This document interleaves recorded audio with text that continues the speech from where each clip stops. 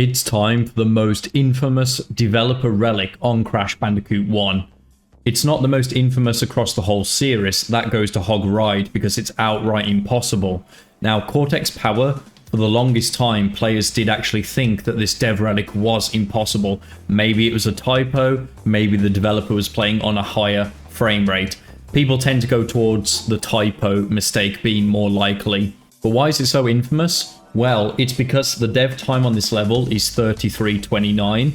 My previous best was 38:87, and even the best players in the world can only barely beat the dev relic by a second at most. Console players, they were a bit more lucky. Even though they couldn't beat the developer fairly, there was a glitch that they could abuse to beat the developer time if they wanted. But for me, it's just going to be absolutely perfect gameplay and a perfect cycle. So the thing that makes this developer relic so difficult is that it's only possible pretty much on a very specific cycle. And what I see top runners do when I've watched their videos is they pay attention to the seal visual cue that you can see right here. And once the seal gets to a certain amount of distance, they start going. I'm obviously getting it wrong. The other way you can do it is count to 7, but as we've seen with heavy machinery, my counting is not exactly accurate, because that also required counting to a certain number.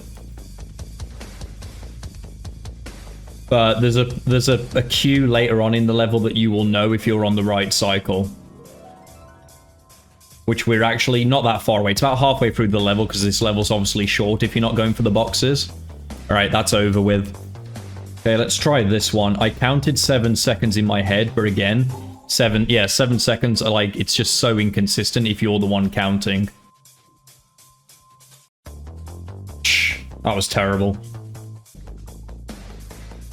So I've just rewatched the visual cue.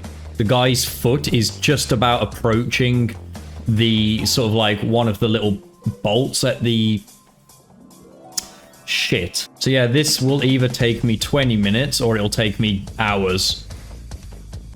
And it's already proving quite difficult to even get the level running. Okay, this is the first we've got so far, which isn't saying much. And then yeah, you hit that guy, that's where you lose your first Aku, I think. Oh, shit. I was going well up until that point. The thing is, the dev time is so tight, it's so barely possible that you need everything to go right in terms of movement. In fact, I don't think that's the right mechanical guy that you're supposed to get hit by. I think he gets jumped around on, actually, now that I think about it.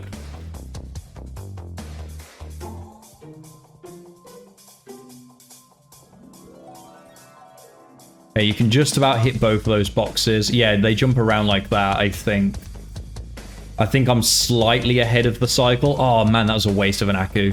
And it's not like the lab where you can jump over the electric fences like that. It's just... those electric fences are like too high for you to jump over compared to the lab. Oh, for frick's sake, I am not touching that thing. That's bullshit.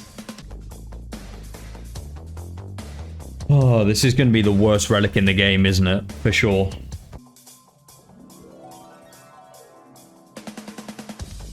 This cycle isn't working for me, brother. I'm following it exactly like I'm seeing in the tutorial. I'm going to just try going immediately, see what the cycle's like if you just go for it. I don't think it'll work. There's probably a reason why everyone does the cycle that they do.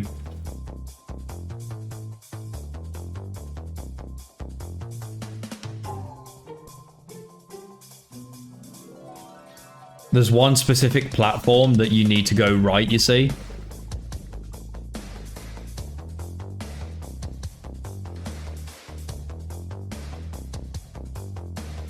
It's that one.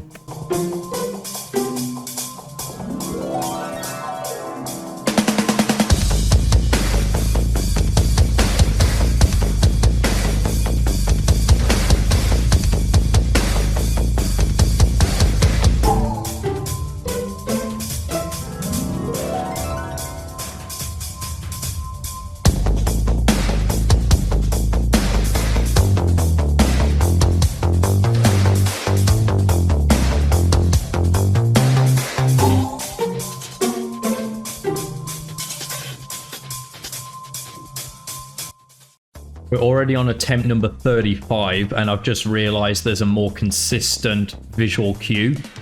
So instead of looking at that seal, what you want to look at is... not that. What you want to look at is the pylons that are behind the seal. Once it goes 1, 2, 3, left, right, left, as soon as the electric ball gets to the left-hand side one, that's when you want to go. It's the right... there we go. That's what I was trying to get. And then this all lines up. It works out really, really well all the way up until one specific point. But basically, you need to get to that platform before it leaves. Might have picked that clock up too early. If you pick it up too early, all you do is you change a cycle that was safe into a cycle that is no longer safe. So that spinning guy there, he was already in the wrong spot. So I don't know what this cycle's gonna look like, but it's probably not gonna look correct. And even if the cycle does work for me like right now, which it isn't going to... oh, actually, nearly made it to the platform that time. Too early. Didn't even see the electric ball move at that point. Like there, maybe?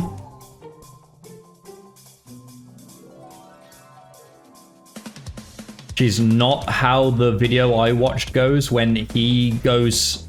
he actually waits until the electric ball is on the pylon. But for me, whenever I do that, I always get caught by the first cycle. Now I'm getting caught by this cycle for some reason. But yeah, this is how we know that this dev relic time is probably not legit. Because you compare it to basically everything else in the game. And the only other somewhat strict dev relic is on the lab. And even that, like, you know, I've beaten that by more than 4 seconds at this point. I think this is the right cycle, actually, that the guy's on. Nope. Because then I get caught by that. I remember now. So, yeah, I have waited a little bit longer at the start to make sure the electric ball is on the pylon, just like he does. But then I end up getting caught by a slightly later cycle. It's, like, so shit, to be honest. This level, it's like really, really shit.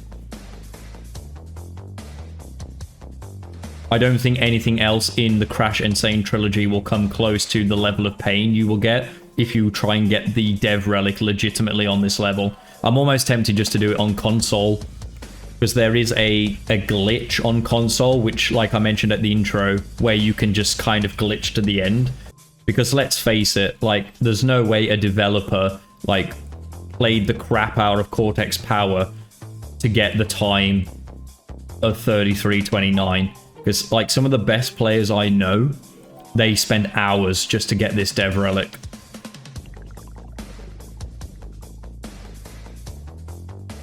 Especially when you look at, like, a level like Jaws of Darkness, where, like, the person who got that dev relic clearly did not give a shit. Oh, I nearly made that cycle for once.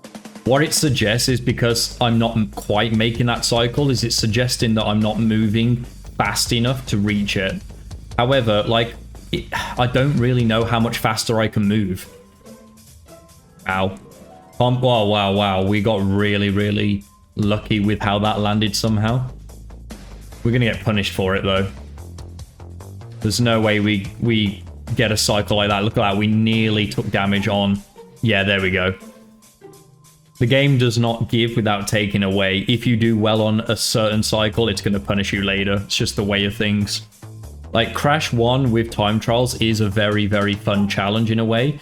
But, like, it goes to show why it's not suited for time trials. It's because everything is cycle-based.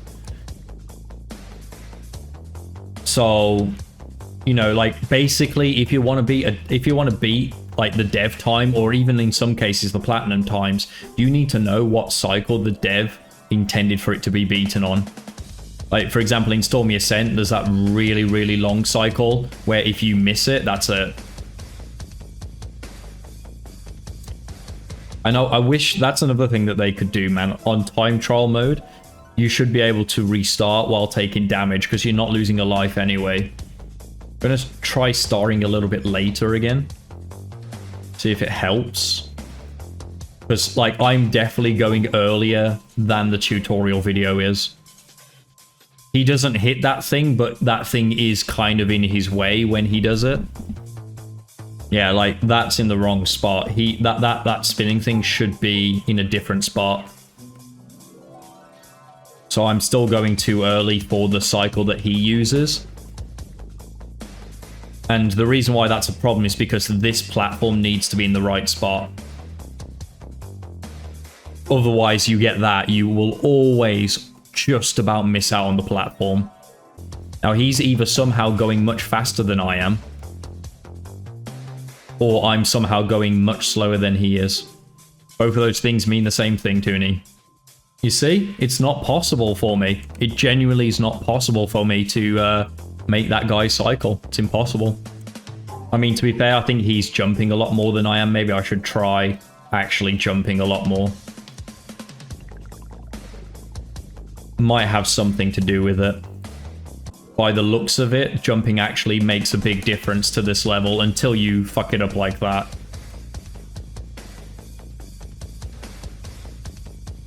Yeah, like, if I hadn't have messed that up, I would have been on for a pretty good cycle. And then I died anyway, but still. I'm just really terrible at this game, it turns out. So yeah, our strategy has to be just to jump literally as much as possible in the level. That's it. It's any time that you have to go diagonal that, like, trying to get the perfect movement is a problem. As soon as you have to go diagonal on this level, just the movement's all, like, you're gonna lose frames here and there just not doing it optimally. Oh, fuck it, let's do a random cycle. Why not? I've literally not even seen the end of the level yet either. So, like, I can't even exactly remember what to do if I do make this cycle. I know there's, like, the electric pylons all in a row, but then after that, no freaking idea. How close we are to making that. If we could just make it. At least I know a cycle that works for me. It's just I need to do it quicker.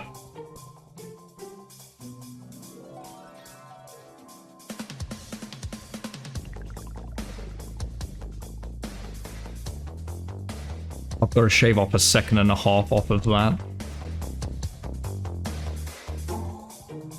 It was around attempt 180 that I decided to turn off my webcam and just focus on the game. If I was to beat the developer, I needed my utmost attention to this level. This dev relic was so hard that I even got a time of 34:16 3 times in a row. Then at near attempt 500, 34:05, so close to getting a sub 34, followed by a 34 on the dot, and then finally, this run happened.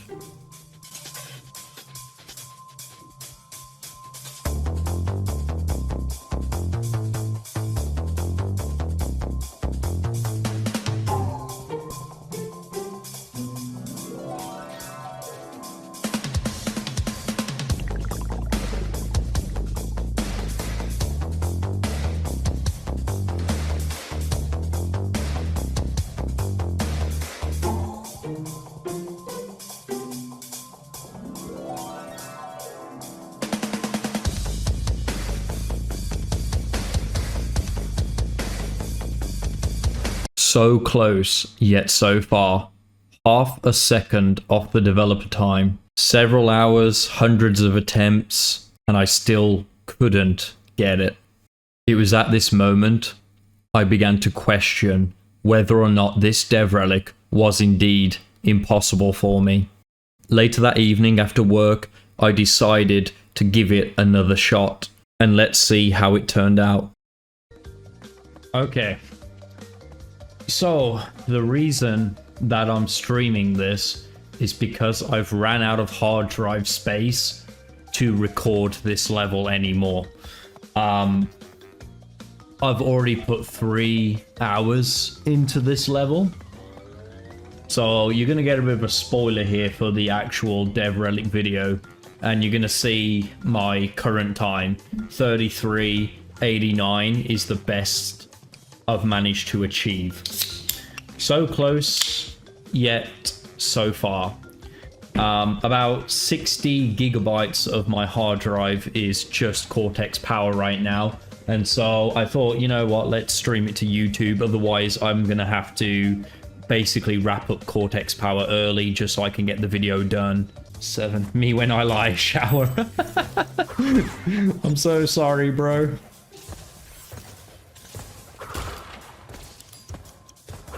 I'm not as good as you thought I was. Yeah, hi Space Weeb. I did see you posting in the Twitch chat, yeah.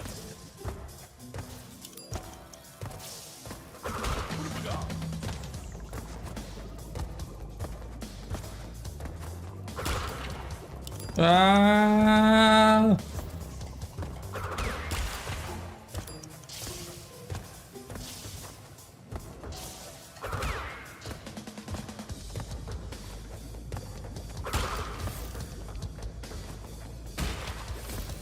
Something's not right there. My thing's saying 60 frames, but there's no way I've just beaten that on 60 frames that quickly. Surely not. I don't believe that myself.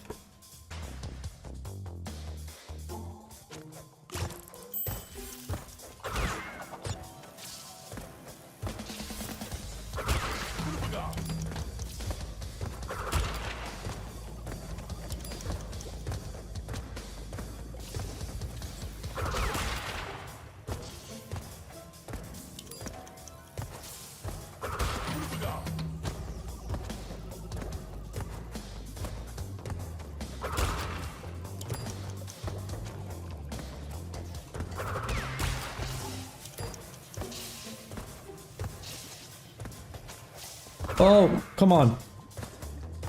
It's very rare that works. 32.93. We even are sub 33. Alright, I'm definitely gonna... Oh, no, I don't want to restart. I'm totally over this.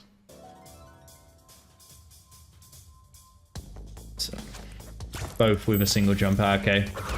I guess I could try that. Alright, now I'm on Abdul's cycle. That was in the right place, finally.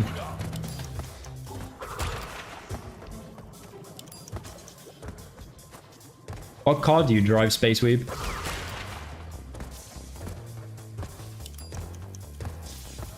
I already beat the Cortex power time legitimately. I'm just playing for 5 more minutes for fun and then going to bed.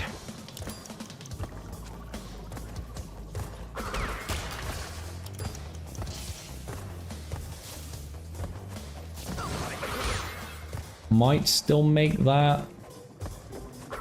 3303. There we go. We beat the dev 3 times in one night. Yeah, legend, flex. I feel like that's the perfect time to rest my fingers and just like chill for a few minutes before I end the stream. I have Abdul to thank for it, to be fair. Like I think that's probably why I was not able to beat it in the 3 hours I was doing it. It's because just the cycle I was doing was clearly not good enough. And I was just like defined that it must be good enough because it had a really easy start, but it was always fucking me up towards the end a little bit where I'd have to like hold my movement for a split second. Well, there we go then. I guess Lewis has no choice but to beat the dev now, because I was talking to him about it earlier and I told him, I said, I've been doing this for 3 hours, dude. I think that this is our wall where we're both not going to be able to beat the dev. And he said that 3 hours is quite a long time for one level. He's not sure if he'll do it for 3 hours. But guess he's got to now.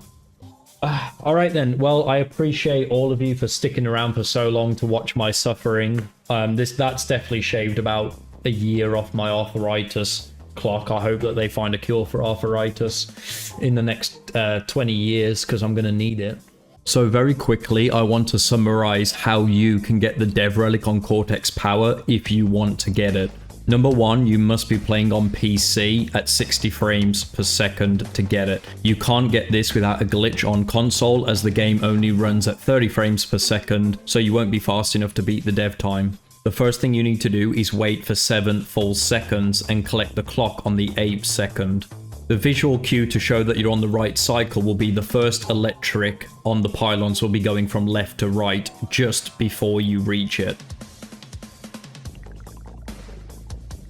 Step 2 that's important is you must be on a sub 1260 when spinning the turtle into the stack of crates. Anything over that and you're probably not going to beat the dev time. I mean, never say never, but I think 1260 is a safe cutoff point. It got to the point where anything over 1260, I'd restart the attempt rather than risk wasting my time. Finally, the platform over the toxic waste must just be about to go back the other way when you land on it. Anything other than that setup, 9 times out of 10 will lead to disappointment and a restart. So just don't waste your time like I did trying to do a cycle that I was convinced was going to work but never was. Just follow those steps and you will eventually get it with really crisp movement and obviously being on that perfect cycle. With that being said, thank you so much for watching and I will see you on Generator Room.